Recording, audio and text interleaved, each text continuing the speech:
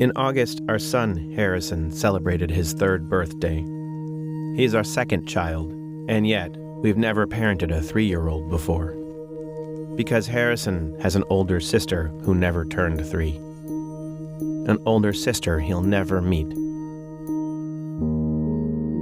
4 years ago, my daughter Greta was sitting on a bench on the Upper West Side of Manhattan with her grandmother when a brick fell from an 8th-story windowsill and hit her in the head. She never regained consciousness. She was 2. When Harrison was born 15 months later, I became a father to both a living child and a spirit. One child on this side of the curtain, and another whispering from beneath it.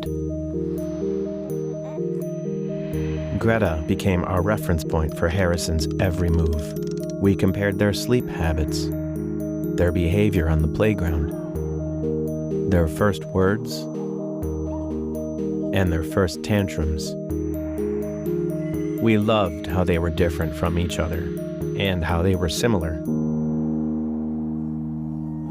But only until Harrison was 2. Now that he's 3, we're in uncharted territory.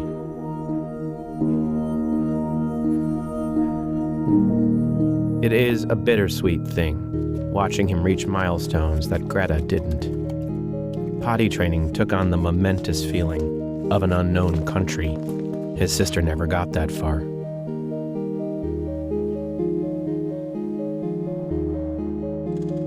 Sometimes, watching Harrison grow, I'm reminded of how little we'll ever get to know about Greta. Harrison's personality is a public fact.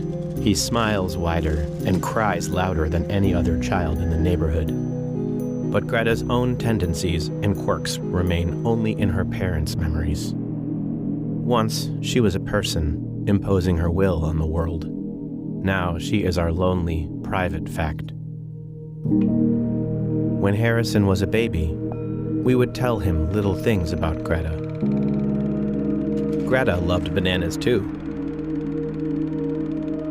Greta was a real pain about sleep. But he is older now, and I'm more reluctant to say her name when he's around. It's not Greta's life I want to keep secret, but how she died. A brick destroyed my first child. And now I have to deliver the knowledge of that brick to my second. It will teach him lessons I don't want him to learn. So I stall for time, bargaining.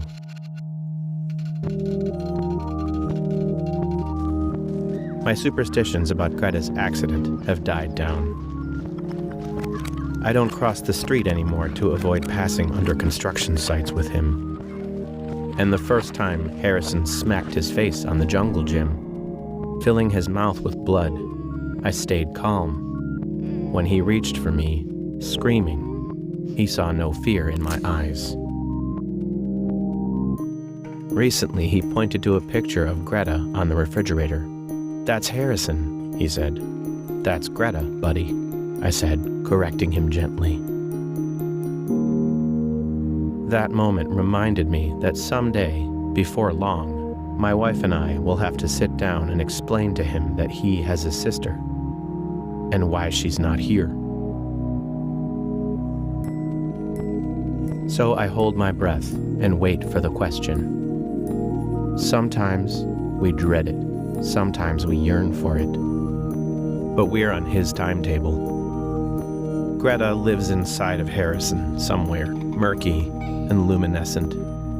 He knows she was a person, and that she's not here, but that we love her very much. And for now, that's enough.